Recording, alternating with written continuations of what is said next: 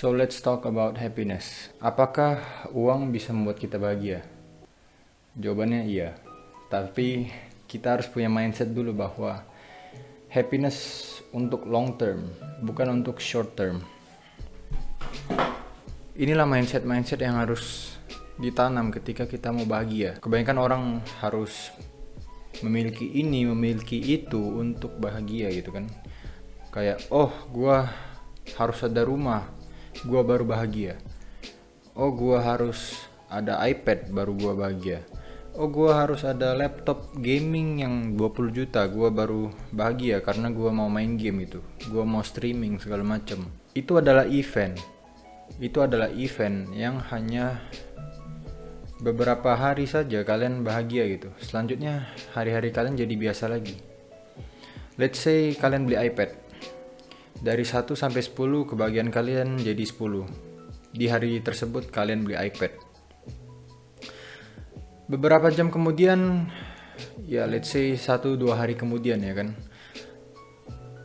hari-hari kalian jadi biasa lagi gitu. Turun ke 7. Jadi sebenarnya kebahagiaan itu harus kalian konstan gitu, konsisten.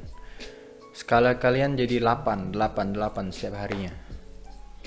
Jangan kalian memerlukan ini, memerlukan itu, harus punya iPad dulu, harus punya laptop baru, biar skala kalian jadi 10 terus. Kalau kayak gitu ya nggak ada habisnya gitu ya kan.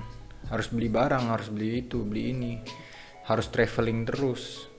Happiness di sini gue bahas berdasarkan pengalaman pribadi gue dan berdasarkan buku yang gue baca.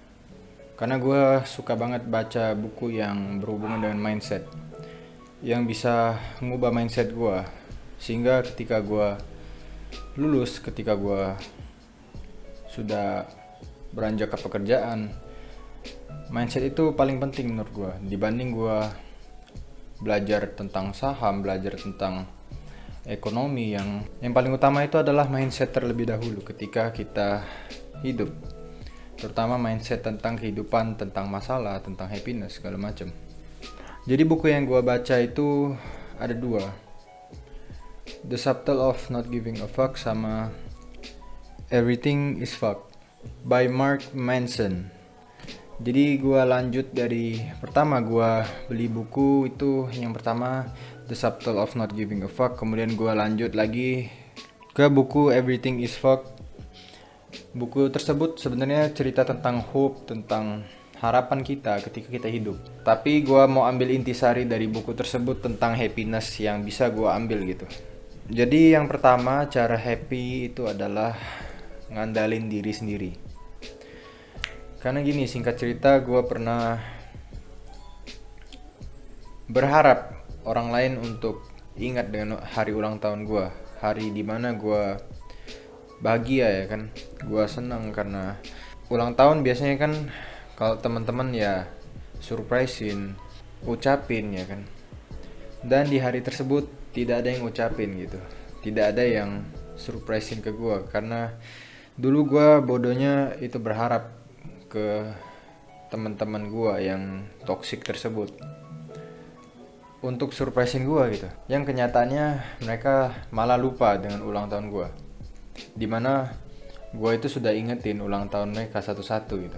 Like what the fuck, itu pengalaman yang sangat bodoh yang pernah gue alamin gitu, dimana gue masa ingetin satu-satu dan mereka nggak ada satu pun yang inget sama ulang tahun gue gitu. Jadi di sini gue ambil kesimpulan bahwa kita nggak bisa bahagia dengan ngandalin orang lain gitu, yang kita nggak bisa kontrol. Orang lain kita kan nggak bisa kontrol pikiran mereka, kendali mereka. Ketika mereka nggak suka, masa kita harus mohon-mohon untuk suka sama kita gitu. Di sini kita harus make your own happiness. Kalian itu nggak bisa berharap orang lain untuk bahagiain kalian. Dan sebaliknya, kita nggak bisa paksain diri kita untuk membuat orang lain bahagia gitu. Jadi poinnya ya, jangan berharap dengan orang lain, berharap dengan diri sendiri aja. Itu cukup. Karena ketika kita sudah bisa bahagia dengan diri sendiri, kita bisa bahagiain orang lain yang kita sayang ya. Jadi happiness bisa kalian ciptakan sendiri. Mulai dari apa? Mulai dari jalanin hobi sendiri. Pokoknya kalian bisa bahagia lah dengan diri kalian sendiri gitu. Nggak perlu untuk orang lain, untuk bagian kalian gitu. Yang kedua, tidak perlu validasi dari orang lain. Namanya validasi dari orang lain itu tidak akan pernah habis ya kan. Let's say kalian gendut, kalian dibully, kalian di body shaming ya kan. Ketika kalian diet, kalian kurus, orang lain pada syirik, pada ngomongin kalian kekurusan. Oke, kalian dengerin kata mereka, kalian dengerin validasi dari mereka. Kalian butuh validasi nih, kalian butuh yang namanya pujian dari mereka gitu. Kalian workout, kalian nge-gym, oke, badan kalian jadi. Kemudian apa? Mereka-mereka yang syirik ngatain kalian lagi, bukannya muji kalian. Jadi, oh sudah bagus ya badannya, hard work segala macam. Oh lu kan pakai steroid, ya wajar badan lu cepat bagus, cepat berotot. Jadi validasi tersebut ya gak akan pernah habis gitu. Selalu ada aja yang hate, selalu ada aja yang gak senang sama kalian. Jadi yang perlu kalian pahami bahwa validasi diri sendiri itu paling penting. Oh gue sudah cukup sampai sini, oh gue sudah berusaha keras, gue sangat apresiasi diri sendiri gitu. Gak perlu validasi dari orang lain. Jadi yang ketiga adalah masalah itu selalu ada. Gue ambil dari bukunya Mark Manson. Masalah itu tidak pernah akan habis. Dia ngambil masalah tentang orang kekurusan. Masalah orang kekurusan ya dikatain ya kan, dikatain body shaming, kekurusan segala macam, kayak nggak makan. Oke, orang itu nge-gym, masalah baru akan datang. Apa? Dia harus ke gym, perlu kendaraan, kerja keras. Masalah apa lagi? Masalah makan ya kan? Makan perlu uang, masalah gizi, bayar gym. Jadi masalah itu datang lagi gitu. Gak akan pernah habis. Yang harus kalian pahami adalah kalian harus tahu masalah yang penting sama masalah yang gak penting gitu. Masalah yang patut kalian suffer versus masalah sepele yang gak perlu kalian perhatiin terus. Misalnya kayak insecurities yang kalian gak bisa ubah gitu. Ya sudah, kalian terima aja. Masalah di ngomongin orang lain, takut dijudge, itu kan kalian gak bisa kontrol. Itu masalah-masalah yang harus kalian bodo amat lah gitu. What the fuck man. Banyak masalah-masalah lain yang harus kalian selesaikan gitu. Kayak pekerjaan kalian belum selesai, tugas kalian belum selesai. Masa kalian harus mikirin tentang masalah yang sepele, tentang masalah yang kalian gak bisa kontrol. Jadi happiness tersebut itu bukan kalian gak ada masalah, hidup kalian aman-aman aja.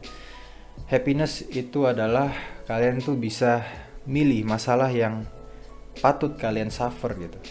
Kemudian yang keempat adalah don't give a fuck, you know. Makanya gue baca buku Don't Give a Fuck ini karena rata-rata kita takut dijudge. Rata-rata kita masalahnya sama, yaitu judgment dari orang lain. Let's say tentang postingan IG. Do whatever you want, you know. Kalau kalian mau post IG ya post aja muka kalian, post aja badan kalian, post aja foto kalian gitu. Gak perlu kalian perhatiin terus menerus.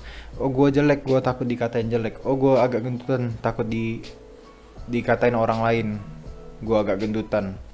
Jadi gue baca buku Don't Give a Fuck ini sangat membantu gue dalam menjalankan kehidupan ya. Jadi ya do whatever you want. Kalau kalian mau post IG ya post aja. Kalau kalian mau do YouTube ya lakukan aja YouTube.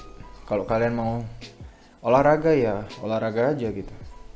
Kalau kalian mau nge-gym ya nge-gym aja. Misalnya kalian sendiri, it's okay sendiri. Terkadang kita takut ya ke gym sendirian, takut diperhatiin orang lain, takut dijudge orang lain ya kan. Do whatever you want dan ya kalian hidup cuman sekali, you know what I'm saying. Kalian hidup cuman sekali, ya nikmatin aja. Mereka juga mikirin masalah mereka sendiri. Maksudnya mereka punya masalah sendiri yang ngejudge kalian ya kan. Orang lain punya masalah sendiri, dia nggak perhatiin masalah kalian. Jadi ya do whatever you want, no one give a shit about you. gue juga nggak peduli dengan kalian ya kan. Kalian mau lakukan apa, gue nggak peduli. Gue mau lakukan apa, kalian juga nggak peduli, you know what I'm saying.